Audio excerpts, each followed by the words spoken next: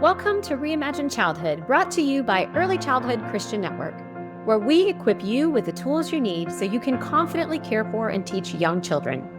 We know you want to provide the very best early childhood experience for children and for their parents. But sometimes you feel frustrated and ill-equipped because the training that's required is not interesting, or it's just not applicable to your daily needs in the classroom. In every episode, we reveal practical, applicable strategies to use in your classroom that will create a lasting impact and will help children build the foundations they need for a lifetime of success. It's time to reimagine our approach to childhood.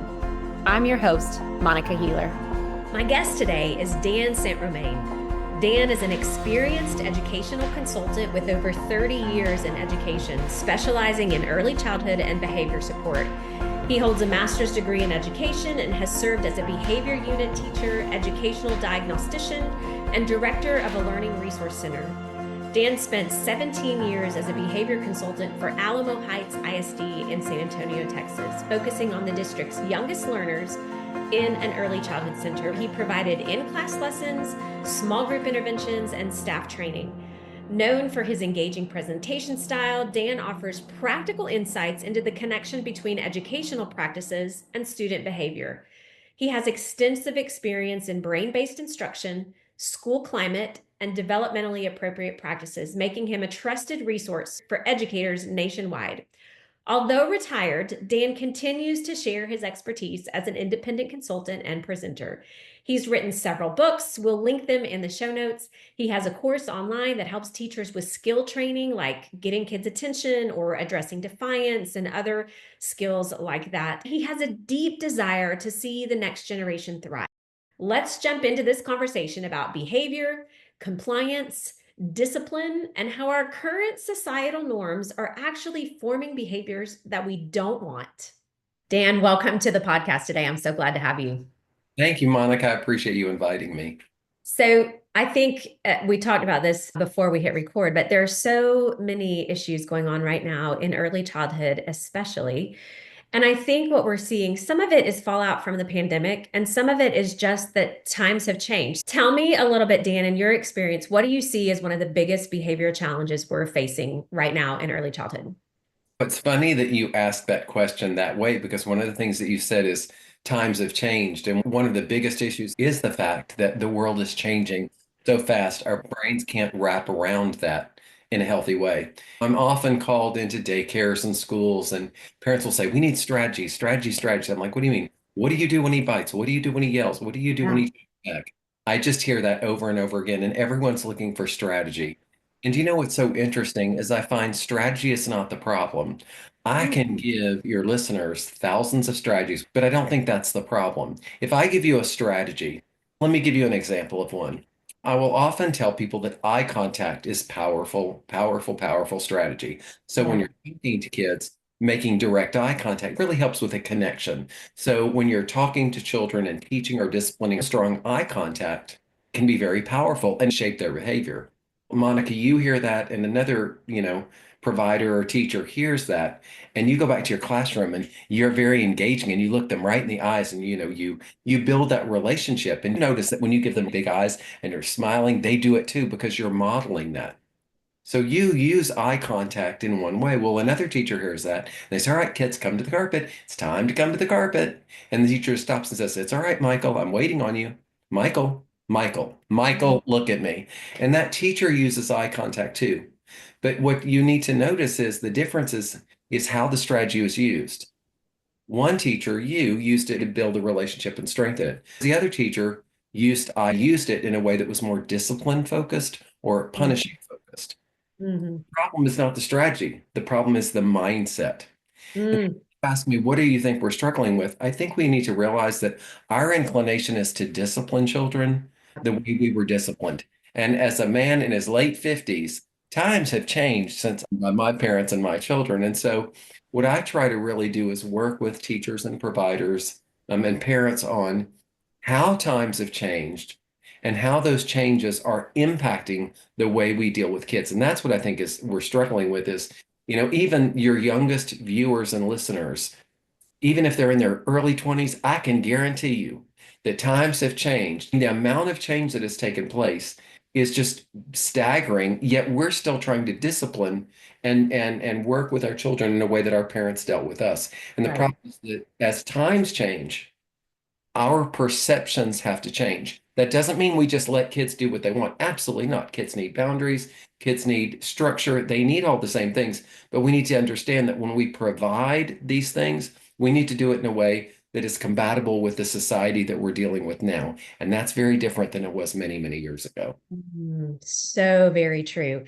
Okay, so talk to me a little bit about what you see as the difference between a mindset of discipline versus a mindset of punishment, because I think you and I both probably grew up in the generation where discipline often was treated more as punishment or consequences rather than what we see, well, even in like the biblical definition of discipline, we would say discipleship, right? We're teaching through discipline. And often our natural tendency is to think as discipline as punishment. So talk to me a little bit about that.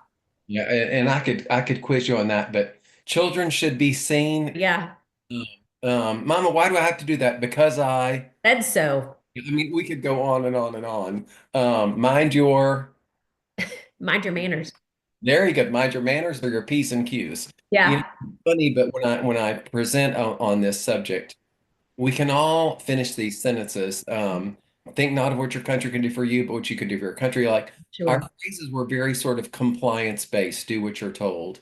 Yeah. And because our inclination is to discipline and raise kids the way we were raised, especially those of us who are a little more mature or old, we were raised in a generation of compliance and do what you're told. And do you know Right. what? Children should do that. Children do need to learn how to, if you will, I hate to say obey. That's a very, very strong word, but they need to do it because of a strong relationship. I want a child doing the right thing because it's the right thing to do, not because they're scared of getting punished or rewarded. I want kids doing the right thing out of respect for the relationship.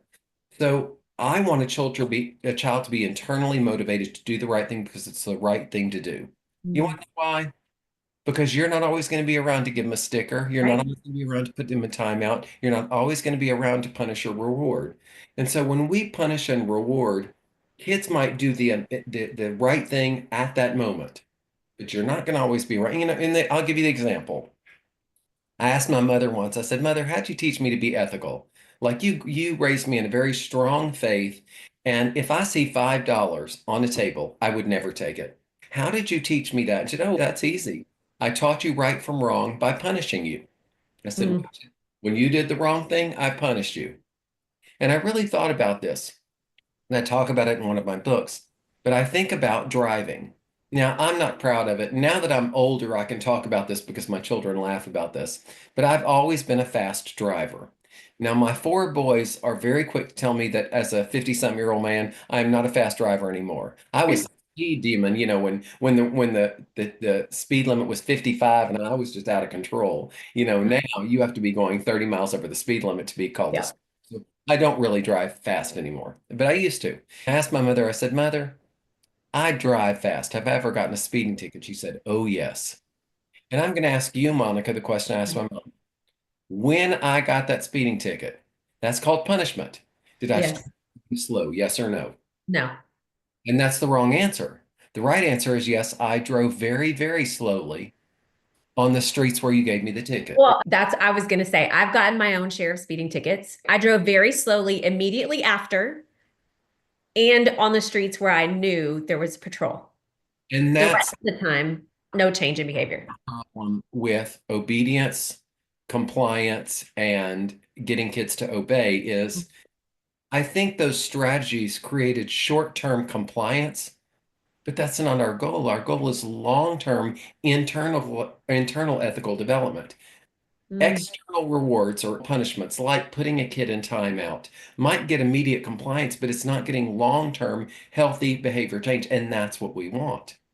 The mm, other thing is, my wife looked at me when we got married and she said, Do you want our kids to do what they're told? And I said, Yes. She said, Then we have a problem. I said, Why? mm, She said, Dan, our kids are growing up in a different world. mm. When I got lost as a little kid, we all had the same speech. Honey, if you get lost, find an Adult or a police officer. no, no, no, find Okay. an And an adult. adult. Yes. Find every kid was told that. Would you, Monica, ever tell your child, honey, if you get lost, go find an adult?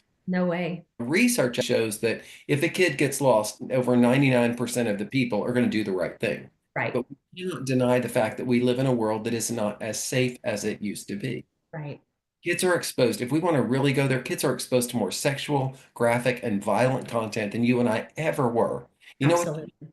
Their ethical brains have to figure out adult information at a much younger age. Mm, We grew up in a different world, but now kids are flooded with information. They've got to understand ethical development at a younger age. They need to know to do the right thing when it's the right thing to do. And the example that I'm going to give you, and I hate to say it, but it's true.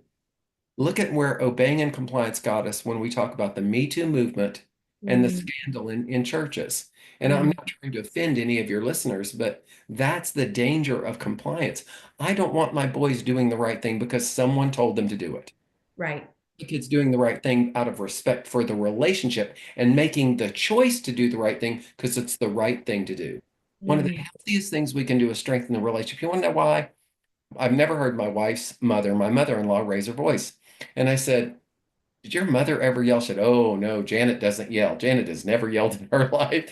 And I said, well, then, how did she discipline you? And she said, she threatened to lower the boom. And I was like, well, what? Oh. Boom? She says, I don't know, but we figured it was heavy and in a closet. But she said, when I did something wrong and I looked at my father and I saw how I had let him down, I burst into tears. You know what Mm. that's called? That's called healthy guilt.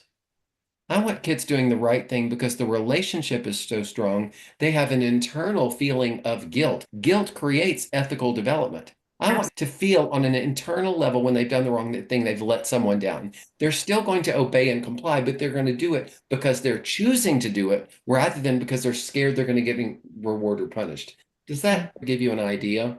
No, I think that's really helpful. And I think when we connect that to the biblical narrative, what we know is when Jesus walked the earth, his method was not let me scare these people into compliance. He really was about God loves you. I love you. When we talk about salvation, we talk about salvation not through our works, right? Not because we think we're going to be punished by hell, but because we love God. We recognize that he loves us.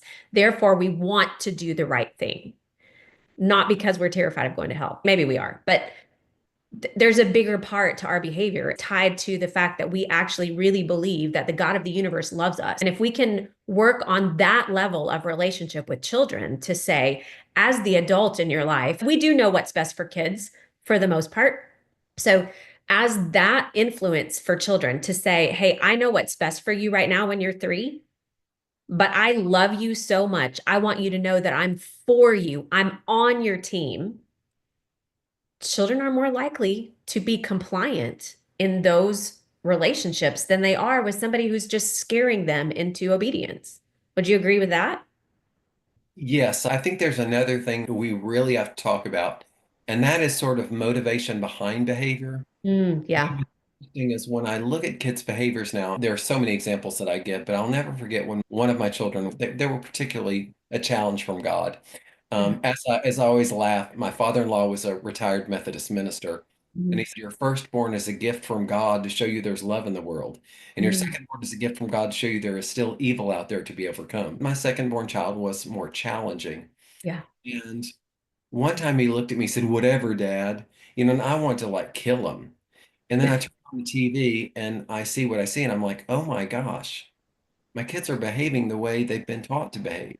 Mm. I grew up, as I go back to a keynote that I talk about extensively, I grew up with Carol Burnett and Dick Van Dyke and Mary Tyler Moore. Yeah. They were role models that always modeled appropriate behavior, even when they were being, humorous.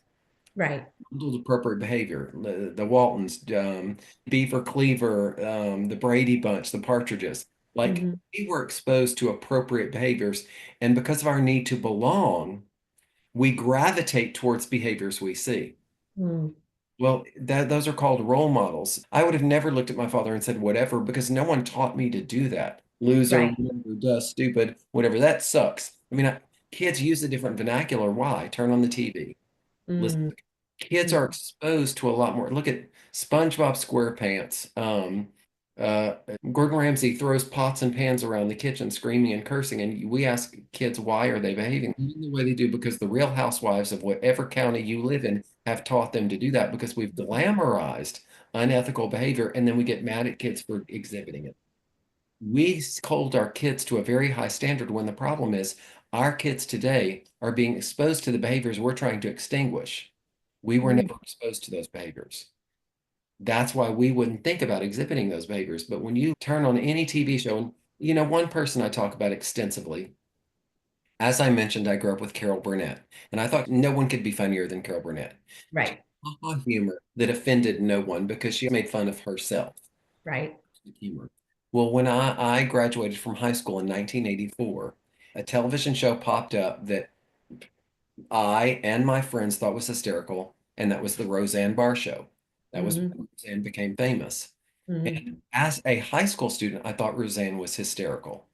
Roseanne introduced a new type of humor called sarcasm. Would you Hmm. turn on the TV today or turn on any social media, and you will find that 100% of humor is sarcasm. Hmm. Sarcasm actually comes from a word that means ripping of the flesh. Oh, Sarcasm wow. is humor at the expense of other individuals. Why is that important to know? Because the number one complaint of adults is how disrespectful children are. They're Mm. disrespectful because they are growing up in a world where that is what is being modeled. And Monica, I don't want to offend your listeners, but look at the latest election. That's so true. It's the number one question people ask me is, why do kids behave the way they do? And the answer is because that is what they're being taught to do. I try not to offend people, but I'll never forget. I'm going to go there with you because I do that with a lot of listeners. Yeah. We go back to when the Dixie Chicks were at their height, and one of the Dixie Chicks called one of our presidents stupid in a foreign country. The whole country said that is not right. Whether they were Democrat, everyone said it's okay to think that, but it's disrespectful to say that, even if you don't like the person or voted for him. Right, And we all agreed that that was not appropriate behavior. right. Look at what is being said about our currently elected president. Look at what many followers of that president was saying about our current president that's not taking office yet. And this Mhm. is not about evil Republicans or evil Democrats. Look at the language and what you see on billboards about Mhm. both of them Right. and the just foul language and the phrases that are commonplace that we say in front of kids every single day. And then Mhm. ask me, why do these kids behave the way they do? Well, if we don't have adults that can work through conflict in a respectful way, we have no prayer that our children will be. And Monica, I don't excuse kids' behavior, but I tell people, please stop asking why they're doing it. That child is not doing that to make your life miserable. That child's not doing that to be sneaky and get around you. That child's not doing it to be manipulative. That child is doing it because they're growing up in a world where that is commonplace, and that's what they've been taught to do. Maybe not through you. That doesn't mean we excuse it. But you know what, Right. Monica? It changes your perception because you, as a teacher or provider, don't take things as personally. It's just doing what they know to do. And as That's an true. adult, I need to know better, adjust my perspective, and then teach, which is what discipline goes back to meaning, discipleship and teaching, and model the appropriate behavior so I can counteract what they're being exposed to outside of my realm. I think that mindset shift is critical in how we approach children in our classrooms. When you really step back and recognize that what we as a society are modeling for them is not the behavior that we actually expect from them. And yet, we're not holding ourselves or other people in our lives accountable for a higher standard of respectful behavior. We're okay with adults saying rude and mean and judgmental things to each other, and then in the next breath, tell children to be kind. It's a disconnect that they cannot process. And honestly, we're not processing it well, or we wouldn't do it. So And I it do goes think that mindset shift to step back as a classroom teacher and say, this behavior that I'm seeing is exactly what is being modeled for children. So what am I going to do in a classroom to model something different, but also to teach something different? We know this about brain development, right? What they're seeing the most of is how their brain is being wired. If most of their time is spent in situations where they're being modeled inappropriate behavior, what their brain is naturally being wired toward that inappropriate behavior, and we are trying to work against that natural wiring. which is praise God that our brains are very moldable. We have to be intentional about that and approach that with a positive mindset of, okay, so what do I do then with this behavior? So let's talk a little bit about building strong relationship and providing clarity for kids, because I think that's, I mean, you're saying we're confusing them because we're holding them to a standard that they are not seeing in their daily lives. That's confusing. And then how can we build strong enough relationship to then have that equity to provide clarity to them? Yeah, so now we're going to go into it from mindset to strategy. I laugh about this a lot. My wife and I had four boys in like 5 years, but real Mm. quick, just no twins, Bless just you. four children. And I laugh about that because if you were a parent, you know that your children are so like it's amazing they come out of the same womb when you look at your children because Yes. they're different. And our first one was very compliant and very easy. And then we had my second born child, who I talk about a great deal, and he was a lot more challenging. But I realized that a lot of the behaviors we were seeing from our second born child were encouraged by his father. So let me explain. We took all four of them and we put them in the tub together. It was just easier. My wife would have bath night and I would have bath night and we'd switch off.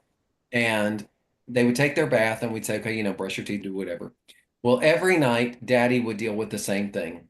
My firstborn, my thirdborn, my fourthborn have gotten up, brushed their teeth, taken their bath. They are in their on their bed reading their book. And my second-born son is in the bathroom doing the naked dance, running around. And I would look at my second-born son and I'd say, Micah, get your underwear off your head. Son, what did I tell you? Pick up that towel. Son, why is this up? Your mother does not want to see that in the toilet. Flush that. Look at me. Look at me. Flush the toilet. Son, wear your pajamas.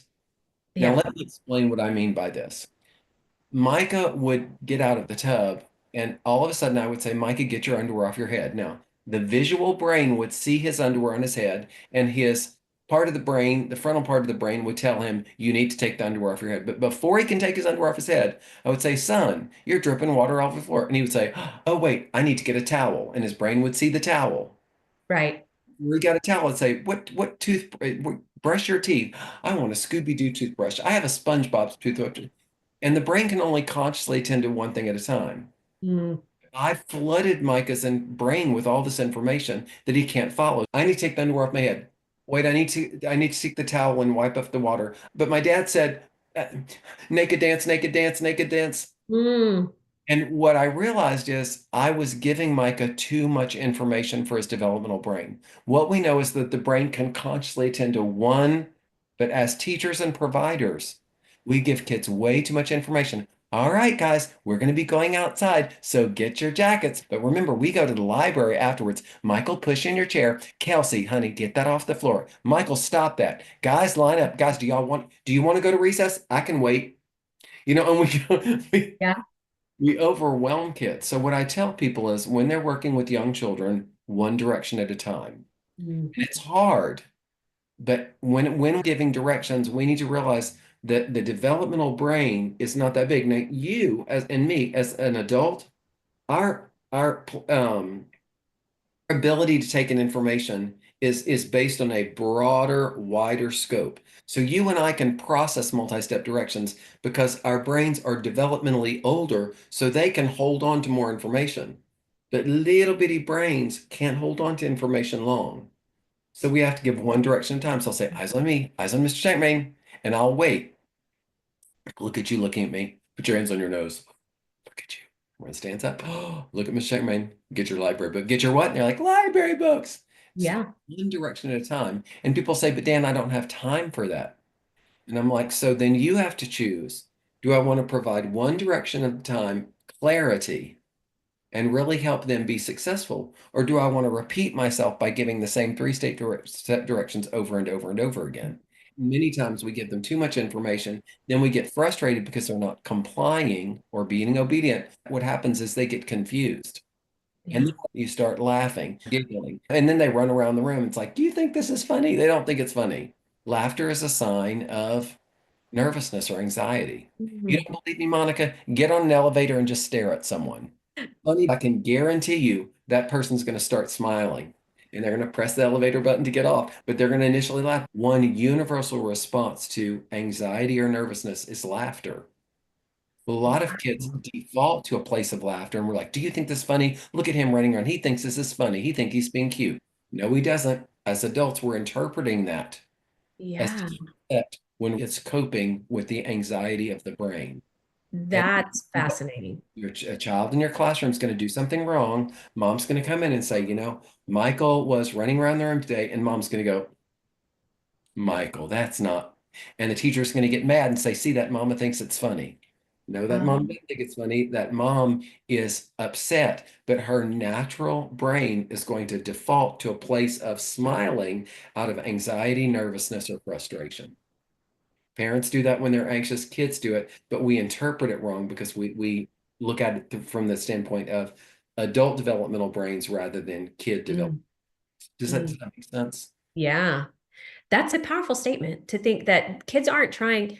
I mean, you and I have talked about this a little bit throughout our conversation just now. Children are not trying to push your buttons or get on your nerves or manipulate you. Even some of the behavior that we are judging as super disrespectful. A child who's not complying and laughing about it, that to most of us as adults is like a double whammy. Like, not only are you being defiant, but you also think it's funny, and that's super disrespectful. But what you're saying is, it's a natural reaction from their brain. It's not something that they are cognitively on purpose trying to make your life crazy or They're, push your buttons. they're It just is a coping. natural reaction. It's a coping mechanism. Mm, We look at it through the eyes of the adult. yeah. We have to adjust our Mm, perspective and our mindset because then we don't get as frustrated with the child. And what I try to do is I try to go to a place of empathy and understanding rather than one of judgment. mm, And one of the biggest things that I work with teachers on is this idea of assuming positive intent. yes. Kids and parents are doing the best they can. A teacher will call me and say, I send home a folder every single day, and that mama doesn't even look at it. She doesn't care. Mm, Or a teacher will look at me and say, I call the mom all the time and she never returns my call. She doesn't care. She doesn't invest in her child. And then I talk to the parent, and at some point, the parent will look at me and say, I'm not sure what to do. My boss said that if the school calls me one more time, I'm going to lose my job. Mr. oh. I can't afford to lose my job. I'm trying to get food on the table. And I know the teacher gets upset because she says I don't check the folder. But when I check that folder and I see a negative mark, I yell at my child. I took away his toys, I put him in timeout and spanked him, and his behavior is not changing. That mom Mm, is not looking at that folder because that folder is reminding that mother that she's a bad parent. And I'm like, no, it's not saying that because every time you send home that note, you're expecting the parent to do something to change the behavior. Stop looking at the folder because what they're trying to do to help it is not working. And that folder right. is reminding them of the fact that their child's behavior is not appropriate and they don't know what to do about it. Or they're not Mm, answering the phone because they're more worried about losing their job than disciplining their child. Excuse me. That does not explain or that does not excuse the parent's behavior. sure. All of a sudden, you look at it through the eyes of empathy, understanding, rather than one of judgment. And a lot of times we go to judgment. So, what I've tried to do when I'm working with children and their parents is always assume, and this is a God-given thing. I think people do the best they can with the skills God gave them. No Yeah. one's trying to manipulate me. They're simply trying to do the best they can with the skills that they have. And when I Yeah. do that, I'm assuming positive intent rather than Yeah. always going to this place of judgment, which is, I think, the bigger ethical piece of what we want is we want empathy more than judgment. Yeah. I think assuming positive intent is such a powerful mindset shift because you're more likely to partner with that parent when you assume positive intent. I think that's important for us in our relationship with the children in our care, with our spouses. If we assume positive intent with people, you will have a better relationship. You're willing to dig a little deeper to get behind what's actually happening rather than looking at the behavior on the surface and just passing judgment based on what you see on the surface. Yeah, the example I use about that is road rage Mm, and the way people drive. Years and years ago, you didn't see a lot of reckless driving. right. Living in certain areas of Texas are really prime examples of that. Yes. But it's interesting to me because I used to get mad at people who tailgated me and who would swerve around me and honk their horn and scream. And I used to get mad at them. And now I look at them and I think, how do I not know that their wife is not having a baby and they're trying to get a hospital? Irritable bowel syndrome. Like, I don't know what they got going on in their life. I don't mean it rudely, but I just assume they're being rude. And one of my sons said, Dad, you're just making up stories. You're making up stories in your head. But you know what? If I assume positive intent and they're pulling the wool over my eyes, I'm no worse for the wear. And I would much rather assume they're on their way to the hospital, their mother's in a coma. I don't know what their situation is. So I'm Right. going to assume positive intent because that's going to help me sleep better. Constantly judging people, going, you're just being rude, you're just being rude. And if that helps me by being delusional, guess what? That helps me be a better person. It helps me treat others the way I want to be treated because you've had some negative behaviors before and you want people to look at you and go, she's just having a bad day rather than what a rude person. Yes. I like assuming positive intent. It keeps me healthier. It keeps me happier. It keeps me modeling the behaviors I need to model, and it helps me live out my Christian faith. Absolutely. I think the reality is that we are always telling ourselves a story. With road rage, you can tell yourself of a positive story, right? Hey, this person's just in a hurry because there is an emergency. They're just trying to get there. If you go the opposite direction, you can tell yourself they're just rude and they don't know how to drive. Either way, you're telling yourself a story. So why not tell yourself the positive story, which lowers your stress levels, increases your ability to show empathy and grace to people? You're telling yourself a story either way. And you're doing that with parents' behavior. You're doing that with children's behavior as well. When we err on the side of assuming positive intent, you're going to have better results because you're coming from a better state of mind. It helps you get into the habit of responding versus reacting. Yes. When you go to a place of judgment, you start to wire your brain in a way that is prone to yelling, prone to reacting in such a way that does not help you stay level-headed. When you're always assuming positive intent, your brain is going to slow down, your brain is going to be calmer, which is going to help you model the behavior you're trying to get out of children and adults. So true. Yeah, I think the difference in responding versus reacting as an adult definitely plays into how children respond and react. The younger they are, the more likely they are to just react because that's your natural tendency, right? Response actually requires some executive function. In young children, they don't have that yet. So they are going to react. Our job as adults is to be able to respond more often so that their natural tendency is what they've seen modeled, which is a response. Their reaction to being upset, to not getting what they want, becomes what they've seen modeled in us, which is a response. So I do think there's power in how we as adults respond that then informs children's natural reaction to things until they're capable, until their frontal lobe comes online to be able to cognitively respond to challenges that they face as well. And that is why one of the biggest strategies I talk about with teachers and providers is the strategy of timing of when Mm, you discipline and how you discipline. A lot of times when kids are doing the wrong thing and they're not following directions or not paying attention or making good choices, we jump in and like, Michael, stop that, Michael, stop that, Michael, stop that. And we go into this sort of lecture mode. We need to understand when kids get overstimulated, they're naturally going to reactively do the wrong thing, whether that's right. down, whether that's yell, whether that's run around the room. And we have to be careful because when we start to get upset, spiral out of control, or when we're in an escalated state, which kids are often, their Yeah. brain shuts down. It's not receptive to input. When we are in crisis or when we're in an escalated state, output is turned on and input is turned off. Mm, A lot of times we sit there and talk a child, Michael, put your hands down, Michael, stop that, Michael, Michael, Michael, Marshall, Marshall, Marshall. Like we right. we overwhelm them. So what I tell people is, let's say you've asked a child to come to the carpet and they don't come. Now, before you judge me, Monica, I want you to hear the whole strategy. I'll ask kids to come to the carpet and the kids are coming and Jacob doesn't come. I'll ask Jacob, all right, Jacob, come to the carpet. If he didn't come to the carpet, don't die on that hill. Like Right. just to start ringing. Well, then Jacob's won. Jacob hadn't won anything. You sometimes you have to lose a battle to win a war. Mm, So what I do is Jacob is staying where he's staying, and I'm sitting there working with the other children. Jacob eventually comes to the carpet. If you do something engaging at the carpet, he's going to come to the right. carpet with you. I can get into the carpet a different way. So it's 5 minutes later. and everyone's packing up because we're about to go to recess. And I say, oh, Jacob, will you help me put these chairs up? Will you help me stack these chairs? Jacob, honey, you like the dress up center, don't you? What? A few minutes ago when Mr. Sankman come to the Jacob center, come to the center, did you do it? You can do that. But honey, when it's time to come to the carpet, and I tell you to come to the carpet, I need you to follow directions because remember, my job is to keep you safe. Because you're doing it at a different time when the Right. child's not in this state of wanting to be there, he listens to you better. Now, Jacob, Mhm. tomorrow, if I tell you to come to the carpet and you don't come, then the dress up center is going to have to be closed the next day. Because whenever I give you direction, so I can still discipline, I can still provide boundaries, I can put structure, but because I'm not doing it in the middle of the moment, he's more receptive to responding. If I would have tried that, Mike, Jacob, we're not going to start this. Okay, one, two, three. Okay, you're not going to go to recess. Like we go to Right. this place of trying to punish him into coming to the carpet rather than going, okay, right now his brain is not receptive to what I'm trying to tell him. So I've got to discipline him at a different time when the other kids aren't watching the behavior and when he's not so focused on that center that he can listen to what I'm saying.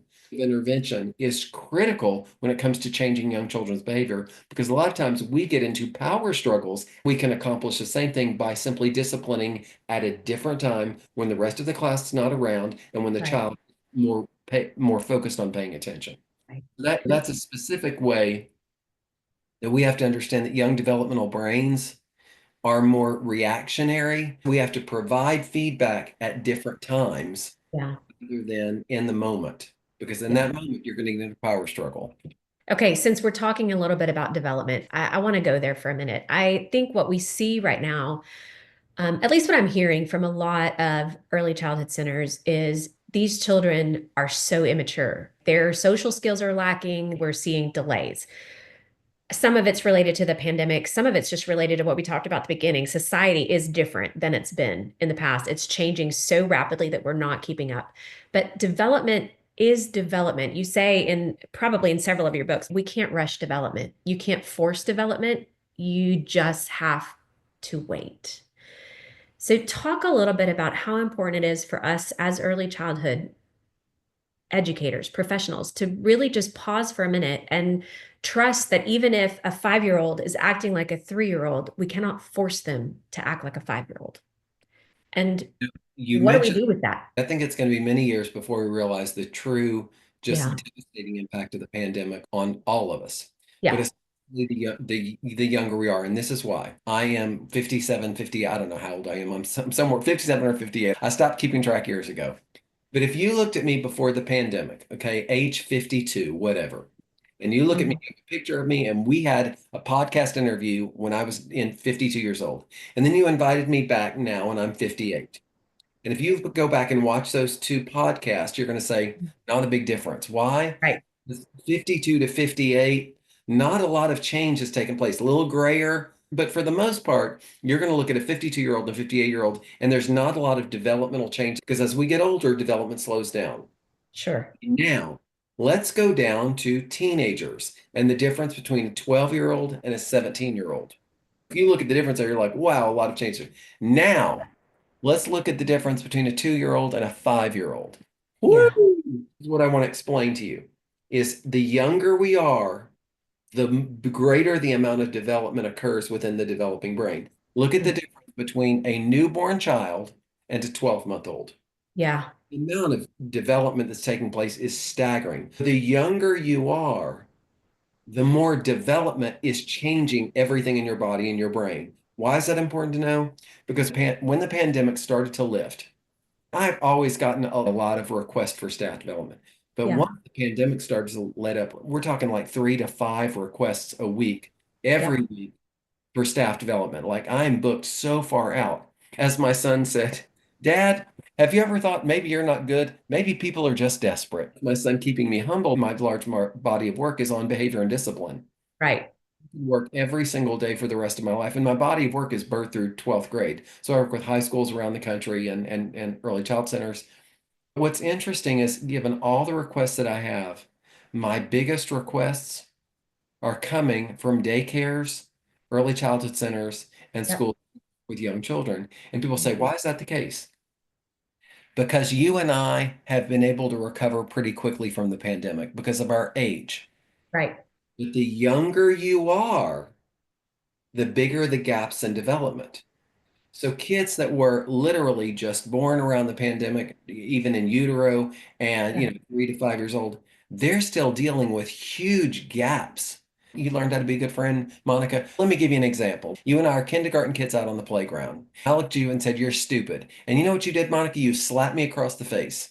And I never called you stupid again. That's called natural consequences for the choices you had decided to make. Right. I learned not to call someone stupid because when I did, I got slapped in the face. That experience helped shape my developmental brain and understand it's not nice to say mean things.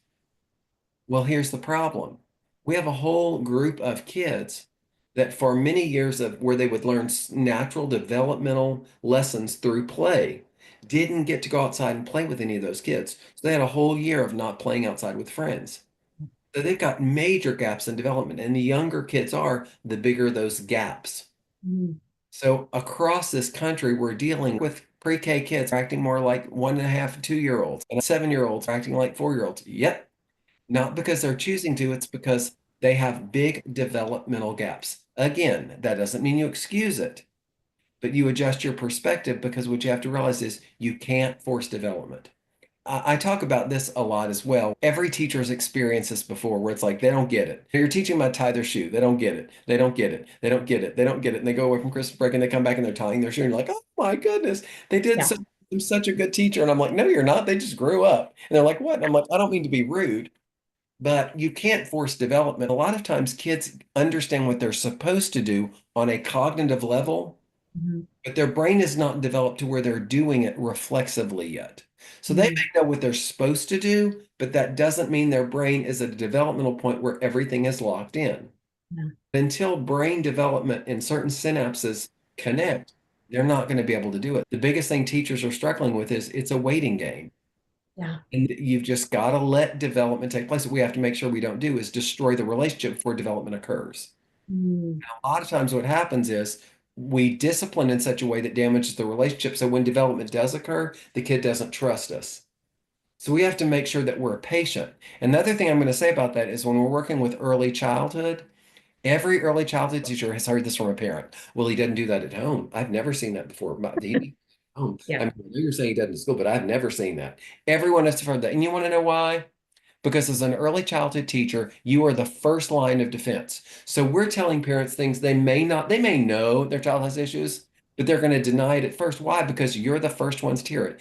They're going to hear it in first grade, second grade, third grade, and then all of a sudden, fourth, fifth grade teachers, none of those parents can say, I've never heard this before because they know teachers talk and they know. Yeah. But a lot of times for early childhood teachers, you don't get the accolades that you deserve because you're the first round of defense. Right. And a lot of things that we teach, we don't see that our efforts pay off. The second, third, fourth, fifth, sixth grade teachers will see the results of what you're putting in place now. But because we chose to work with early childhood, we have to understand that part of early childhood is understanding that we're not going to see the fruits of our labor. Right. Development is not in place, and that has been exacerbated since COVID. Does that provide some context? Yeah, it definitely does. I think the advice for early childhood teachers that I hear you saying is we've just got to be patient. A 5-year-old might be acting like a 2-year-old, and we've got to adjust to that 2-year-old mindset rather than thinking that we can expect them to one day be 2 and the next day be 5. That development just needs its own cycle. And it doesn't mean it's going to take another 3 years, right? They come back from Christmas break and all of a sudden they've grown up. I think that's what we're going to see over these next few months. It resolves itself with us being patient and kind and loving and focusing on having a really strong relationship. So when the development happens, it happens in a positive way. And also focusing on giving kids what they need rather than what they want. So I'll give you an example. If I've got a kid in the halls that is putting his hands on other kids all the time, that kid is going to hold my hand when he walks down the hall. Now, Yeah. I can't do that with him because I don't do it with the other children. The other children don't need it. That's what that child needs to be successful.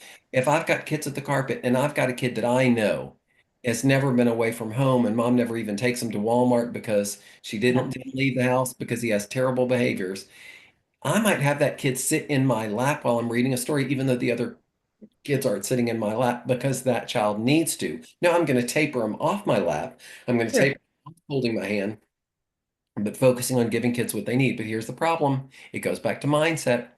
Because number one, teachers will say, well, the other kids will say, that's not fair.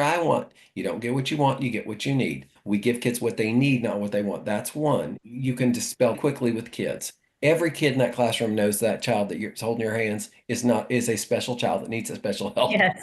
So teachers will say, Dan, I can't check his backpack because the first grade teachers aren't going to do that. He needs to learn how to do it. And I'm like, what?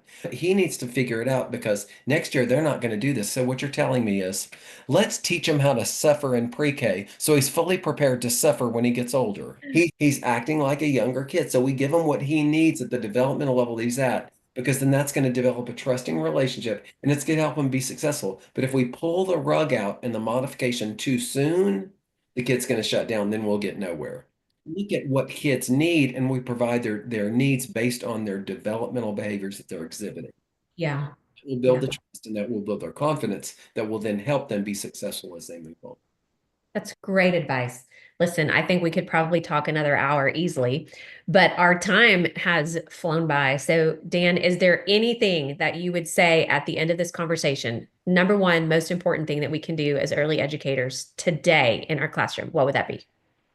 The biggest thing I think it's not strategy specific. It's adjusting our mindset. That's the biggest thing we have to do. Our kids are growing up in a different world today. That doesn't excuse their behavior. But if you Right. start thinking contextually, the world they're growing up in, we go to a place of empathy rather than judgment. So the biggest things I think we have to do is take a step back and take a deep breath before we discipline, Yeah. because we need to come from a place of responding and reacting. And if you're not sure what to do, just take a deep breath and don't do anything at all. You're already in control as the adult. A lot Yep. of times adults dive in because we're trying to fix a problem before we've had chance to take a step back and respond. So I think we have to adjust our perspective and take a deep breath before diving in so that we can respond to kids' behaviors rather than react. Because then what that's going to do is say, okay, I need to teach. I need to give this kid time. I need to think about this. They need to give themselves some grace. Mm. That's what I'm going to tell you is so many teachers, you can edit all that out. I have a different response now. I think teachers don't give themselves and kids enough grace. If we believe that people do the best they can, I think a lot of teachers beat themselves up and they think, well, I'm not doing any better. I tried this and it's not working. And we get frustrated. And what I'm going to say is disciplining and working with kids in today's society is very hard. So we need to give ourselves some grace and not beat ourselves up when we feel like things aren't working. Just like we give kids grace, we need to give ourselves grace too.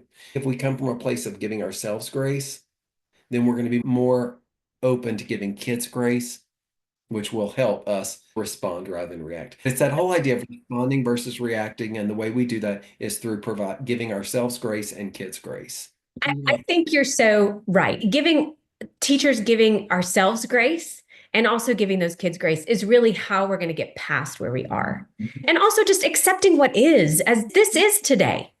So can we just live in today? Like the kids, we've said it many times, they're not trying to hurt us. They're not trying to drive us crazy. They're not trying to push all our buttons. If we give ourselves grace that, yes, we don't know how to do everything. We don't know what it's going to take to get this kid to the next step. But can we be present with them today? Can we focus on building strong relationship with them today, giving them what they need, even if it's not what everybody else in the classroom needs? It's going to pay off in the long run. Can we just trust that? It really will pay off in the long run. I agree. Great conversation. I loved it. So thank you for being here with me today. I appreciate it so much.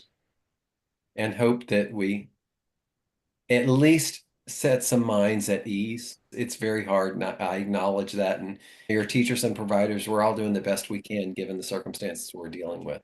So Yep. it's challenging. But at the end of the day, we have to think, you know what, we chose this line of work. And when I'm getting frustrated, when I get mad, some child will look at me and say, Mr. Sankman, you have a booger in your nose. And I'm like, okay, that's God telling me take a step back and laugh and look at the big picture of things. So That's probably some great advice too, is sometimes you just got to step back and smile and say early childhood is an amazing place to be.